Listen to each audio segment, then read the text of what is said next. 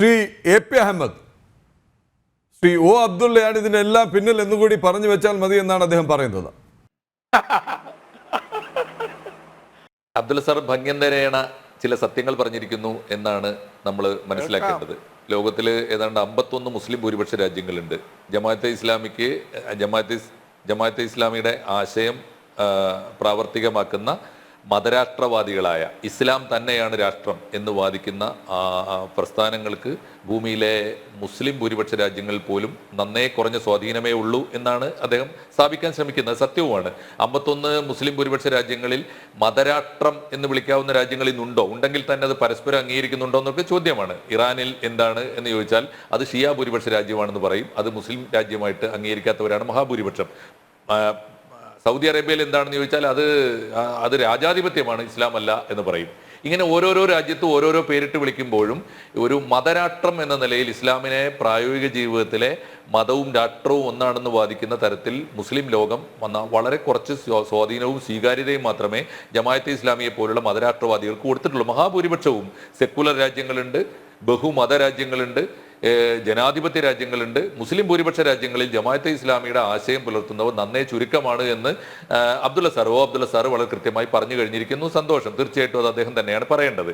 രണ്ടാമത്തെ കാര്യം, എന്താണ് ഇപ്പോൾ ബംഗ്ലാദേശിൽ നടന്നുകൊണ്ടിരിക്കുന്നത്? ബംഗ്ലാദേശിൽ നടന്നുകൊണ്ടിരിക്കുന്നത് ലോകത്ത് പലയിടത്തും പലപ്പോഴും സംഭവിച്ചതുപോലുള്ള ഒരു റെപ്ലിക്കയാണ്. അത് മറ്റൊന്നുമല്ല, ഇസ്ലാമിക തീവ്രവാദികളുടെ മുൻതൂക്കമുള്ള, അത് ഏത് പേരിട്ടായാലും ഇസ്ലാമിക തീവ്രവാദികൾക്ക് ചരിത്രത്തിൽ മുൻതൂക്കമുള്ള ഒരു അട്ടിമറി പ്രവർത്തനമാണ് അല്ലെങ്കിൽ ഒരു കലാപമാണ് അവിടെ നടന്നത്. അത് നടന്നു കഴിഞ്ഞിരിക്കുന്നു. അത് കഴിഞ്ഞപ്പോൾ പിന്നെ സംഭവിക്കുന്നത് അവിടുത്തെ ന്യൂനപക്ഷങ്ങൾ വേട്ടയാടപ്പെടുന്നു. ഇന്ത്യ വലിയ കൺസേൺ ഉണ്ട് തീർച്ചയായിട്ടും ബംഗ്ലാദേശിന്റെ കാര്യത്തിൽ. അതിന് വേറൊരു കാരണം കൂടിയുണ്ട്.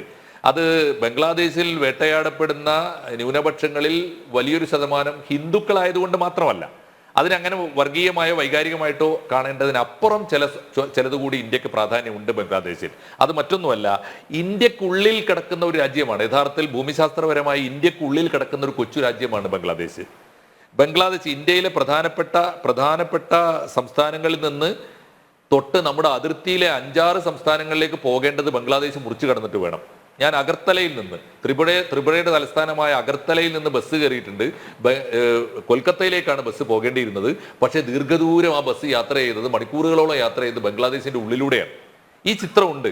ഇതിപ്പോ നമുക്ക് മേഘാലയയിൽ നിന്ന് ബീഹാറിലേക്ക് കടക്കണമെങ്കിൽ ഇത് ആവശ്യമുണ്ട്. ഇങ്ങനെ നമ്മുടെ രാജ്യത്തിനകത്ത് വരുന്ന ഒരു രാജ്യമാണ് ബംഗ്ലാദേശ്. ആ ബംഗ്ലാദേശിൽ ഇന്ന് നടന്നുകൊണ്ടിരിക്കുന്നത് ന്യൂനപക്ഷങ്ങൾക്ക് നേരെയുള്ള വേട്ട മാത്രമല്ല. ഞാൻ ആവർത്തിക്കുന്നു, ലോകത്തിലെ ഏതൊക്കെ രാജ്യത്ത് ഇസ്ലാമിക തീവ്രവാദികൾ കലാപം ഉണ്ടാക്കിയിട്ടുണ്ടോ ആ കാര്യം അവരെ കുറിച്ച് ഒന്ന് പറയാൻ പറ്റൂ. ഒന്ന്, അത് അവരുടെ ചെലവിലല്ല. ലോകത്തിലെ ഏതെങ്കിലും സാമ്രാജ്യത്വങ്ങളുടെ ചട്ടുകമായി അവർ വർത്തിച്ചിട്ടുണ്ട്. 2, ഇന്നത്തെ ഭൂമിയിലെ ഏറ്റവും പ്രധാനപ്പെട്ട 2 സാമ്രാജ്യത്വങ്ങൾ എന്ന് പറയുന്നത് തീർച്ചയായിട്ടും ഒന്ന് ചൈനയാണെങ്കിൽ മറ്റൊന്ന് അമേരിക്കയാണ്. രണ്ടും പൊളിറ്റിക്കൽ സാമ്രാജ്യത്വം അല്ല ഇന്ന് പ്രക്ഷേപിക്കുന്നത്. അവർ ലോകത്ത് സ്ഥാപിക്കാൻ ശ്രമിക്കുന്നത് മൂലധന സാമ്രാജ്യത്വമാണ്. ആ 2 സാമ്രാജ്യത്തിന്റെയും താല്പര്യങ്ങളാണ് ഇപ്പോ ബംഗ്ലാദേശിൽ നടന്നുകൊണ്ടിരിക്കുന്നത്. അതിന്റെ ചട്ടുകങ്ങളായിട്ടാണ് മാറി. നമ്മളിപ്പോ ഷെയ്ഖ് ഹസീനയെ വാഴ്ത്തുന്നു. ഷെയ്ഖ് ഹസീന മോശമല്ലാത്ത തരത്തിൽ ആ രാജ്യത്തെ ഭരിച്ച ഒരാളാണ്. തീർച്ചയായിട്ടും ഹ്യൂമൻ ഡെവലപ്മെന്റ് ഇൻഡെക്സിൽ ഇന്ത്യയേക്കാൾ മുമ്പേ ബംഗ്ലാദേശിനെ എത്തിച്ച ഒരാളാണ്. അത് മോശമായി ഭരിച്ച ഒരാളല്ല. 15 കൊല്ലം തുടർച്ചയായിട്ട് ഭരിച്ചു. അതിന് മുമ്പ് 5 കൊല്ലവും ഭരിച്ചു. 20 കൊല്ലം ബംഗ്ലാദേശ് ഭരിച്ച ഒരാളാണ്. നമ്മളിപ്പോ ബംഗ്ലാദേശിനെ കുറിച്ച് ഇപ്പൊ ആരോപിക്കുന്ന ഈ കുറ്റങ്ങളൊക്കെ താരതമ്യേന സെക്കുലറായി ഭരിച്ചുകൊണ്ടിരുന്ന ഷെയ്ഖ് ഹസീനക്ക് കൂടി ബാധകമായ ആരോപണങ്ങളാണ് എന്നുകൂടി ഓർക്കണം. അതേ സമയത്ത് ഓർക്കേണ്ട ഒരു കാര്യം, ആർക്ക് വേണ്ടിയാണ് യഥാർത്ഥത്തിൽ ഹസീന ഭരിച്ചുകൊണ്ടിരുന്നത് എന്നുകൂടി ഓർക്കണം. ഹസീനയുടെ കാലത്താണ് കോക്സ് ബസാറിൽ ചൈന വലിയൊരു തുറമുഖം ദീർഘകാലമായി പണിയുന്നുണ്ട്. ചെറിയ തുറമുഖമല്ല, അത് യുദ്ധ തുറമുഖം കൂടിയാണ്, സൈനിക തുറമുഖം കൂടിയാണ്. ആരുടെ താല്പര്യമാണത്? ബംഗ്ലാദേശിന്റെ താഴെ മുനമ്പിൽ, ബംഗ്ലാദേശിന്റെ നീണ്ടുകിടക്കുന്ന തെക്കേ അറ്റത്തെ വാലുപോലെ നീണ്ടുകിടക്കുന്ന ആ വാൽക്കഷ്ണത്തിന്റെ കവാടത്തിലാണ് കോക്സ് ബസാർ. ചിത്രം കണ്ടാൽ, മാപ്പ് കണ്ടാൽ നമുക്ക് മനസ്സിലാവും. അത് ചൈനയുടെ ചെലവിലാണ്. അതുകൊണ്ട് ചൈനയ്ക്ക് വേണ്ടി ഒരു പക്ഷേ കഴിഞ്ഞ കുറെ കാലമായി ഷെയ്ഖ് ഹസീന ഭരിച്ചുകൊണ്ടിരുന്നത് ചൈനീസ് താല്പര്യങ്ങൾക്ക് വേണ്ടിയായിരുന്നു നമുക്ക് കാണാൻ പറ്റും. അതിന്റെ കൂടെ നമ്മൾ ഓർക്കേണ്ടത്, ചൈന ഇന്ത്യയോട് പുലർത്തുന്ന സമീപനം എന്താണ്? നീക്കി നമുക്കിപ്പോൾ പാകിസ്ഥാൻ എന്നൊരു ശത്രു അപ്പുറത്തുള്ളത് കൊണ്ട് നമ്മൾ പലപ്പോഴും ചൈനയുടെ ഭീഷണിയെ അത്ര സൂക്ഷ്മമായിട്ട് കാണാറില്ല. നീക്കി നമുക്ക് ചോദ്യം ചെയ്യാൻ പോലും പറ്റാത്ത വിധത്തിൽ നമ്മുടെ അരുണാചൽ പ്രദേശിലും നമ്മുടെ ഹിമാചൽ പ്രദേശ് ഒരുപാട് സംസ്ഥാനങ്ങളിൽ അവരുടെ നീക്കം കാണുന്നുണ്ട്. നമ്മുടെ നാടിന് പേര് മാറ്റുന്നുണ്ട് അവർ. തീർച്ചയായിട്ടും ചൈനയുടെ ഒരു നീക്കം വലിയ തോതിൽ നടക്കുന്നുണ്ട്. വേറൊരു കാര്യം കൂടി ഈ സമയത്ത് ഓർക്കേണ്ടതാണ്. ഇന്ത്യയുടെ അതിർത്തി സംസ്ഥാനത്തെ 5 സംസ്ഥാനങ്ങളെങ്കിലും ക്രിസ്ത്യൻ ഭൂരിപക്ഷ രാജ്യങ്ങളാണ്. ഈ സമയത്ത് ഷെയ്ഖ് ഹസീനയുടെ ഒരു പ്രസ്താവന കൂടി ഇന്ന് നമ്മൾ ഓർക്കുന്നത് നല്ലതാണ്. കഴിഞ്ഞ ജനുവരി മാസത്തിൽ ബംഗ്ലാദേശിൽ പൊതു തെരഞ്ഞെടുപ്പ് നടക്കുമ്പോൾ ഷെയ്ഖ് ഹസീന പറഞ്ഞൊരു പ്രസ്താവനയുണ്ട്. ഹസീന പറഞ്ഞത്, ഒരു വൻകിട രാജ്യം ഞങ്ങളെ സമീപിച്ചു. ഇന്ത്യയുടെയും ബംഗ്ലാദേശിന്റെയും അതിർത്തി പ്രദേശത്ത് എവിടെയെങ്കിലും ഒരു ക്രിസ്തു രാജ്യത്തിന്റെ ആസ്ഥാനം ഉണ്ടാക്കാൻ സൗകര്യം ചെയ്തു കൊടുത്താൽ ബംഗ്ലാദേശിന് വലിയ സൗകര്യങ്ങൾ, അവാമി ലീഗിന് വലിയ സൗകര്യങ്ങൾ ഞങ്ങൾ ചെയ്തു തരാമെന്ന് പറഞ്ഞു എന്നാണ്. ക്രിസ്തു രാജ്യം.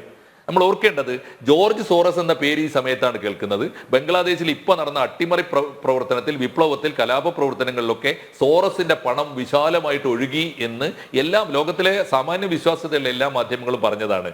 ഞാൻ ആവർത്തിക്കുന്നത് ഒറ്റ കാര്യമാണ്.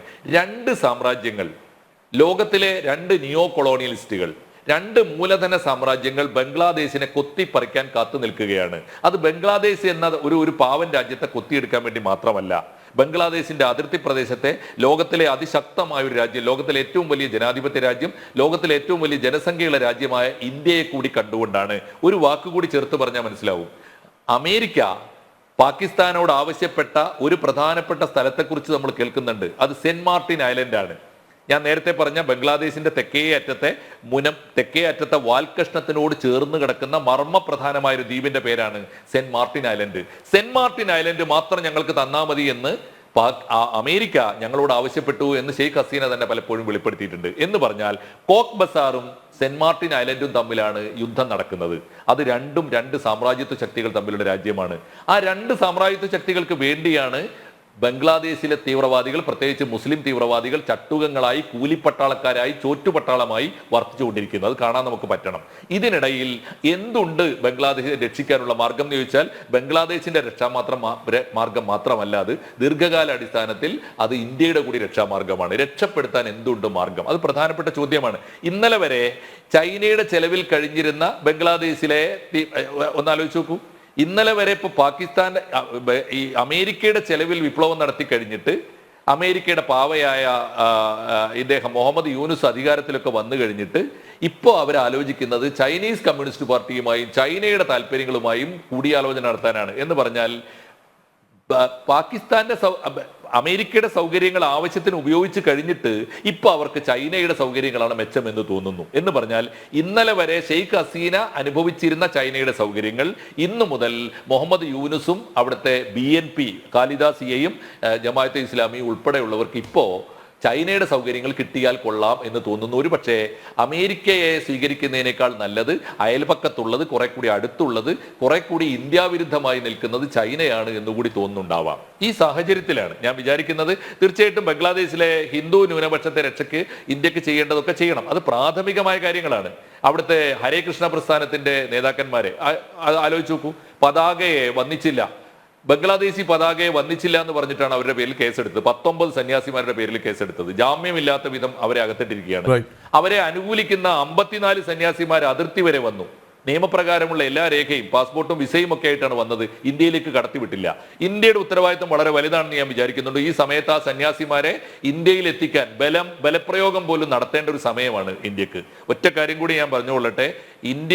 ഇന്ത്യൻ അധിനിവേശം എന്ന് വിളിക്കുന്നത് ശരിയാണോ എനിക്കറിയില്ല. പക്ഷേ ഈ സമയത്ത് ബംഗ്ലാദേശിൽ ഒന്ന് ഇടപെടാൻ, സൈനികമായി തന്നെ ഒരു നീക്കം നടത്താൻ, ബംഗ്ലാദേശ് ഉണ്ടാക്കിയത് ഇന്ത്യയാണെങ്കിൽ 17,000-ഓളം ഇന്ത്യൻ സൈനികരെ ബംഗ്ലാദേശിന് വേണ്ടി നമ്മൾ കുരുതി കൊടുത്തുന്നുണ്ടെങ്കിൽ ഇപ്പോ ബംഗ്ലാദേശിനെയും അതുവഴി ഇന്ത്യയെയും രക്ഷിക്കാൻ ഒരു സൈനിക ഇടപെടൽ ഇന്ത്യയുടെ ഭാഗത്ത് നിന്ന് നടത്തേണ്ട വളരെ വ്യക്തമായ ശക്തമായ സന്ദേശമാണ് ശ്രീ അഹമ്മദ് നൽകുന്നത്. ഇന്ത്യ ഇടപെടേണ്ട സമയമായി എന്ന്. പ്രധാനമന്ത്രിയുടെ മാത്രം കാര്യമല്ല.